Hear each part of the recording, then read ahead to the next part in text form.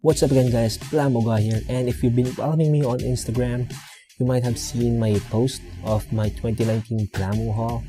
And well, I'm gonna unbox each and every one of those because I think I'm gonna cut down on impulse buying Plamo figures for a while because there is an important event that's gonna happen in my life. So as much as I want to, I can't. So I have to cut down on Plamo purchases. But that doesn't mean that we can continue the hobby, right? So let's get into the unboxing. This is the first one. It's a model kit of Omegamon from Digimon Digital Monster Reboot, and this one is made from Bandai. So let's go ahead and open this up.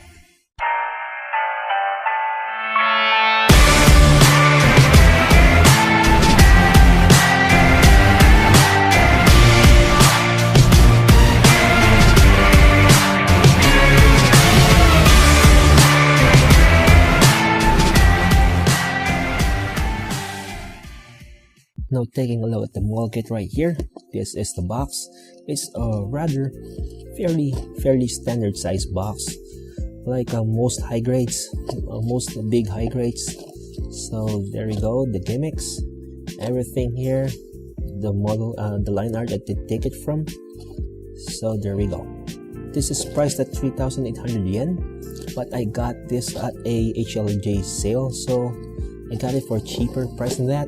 So let's open the box.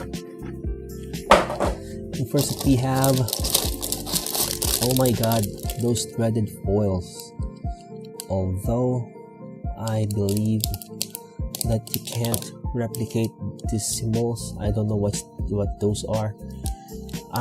Let's just hope that the plastic has those scribed on, because I don't want to use stickers. They are awful. But there we go, details here, the shield, the feet, everything is colored in the gold, orange, yellow, and purple. That is nice. And oh yes, my prayers have been answered. It's inscribed on the sword. Lucky me, I don't have to use those horrible seals. And there we go again, there's a semi-frame part here. Curious, there's an inner frame part. Again, we have white. We have the frame part right here. Beautiful. The panels are deep. It's really great. Typical of what you can expect from Bandai kit. So, and then there is the wing. This is nice. These are gorgeous. Panel lines are very detailed here. They didn't overdo it, but it's a very hefty amount of panel lines. So I'm sure you'll enjoy panel lining this. And lastly on the box, we have Omegamon itself. So typical high grade manual, nothing out of the ordinary.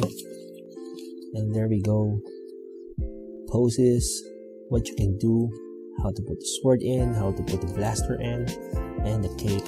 Everything is well executed. So there we go.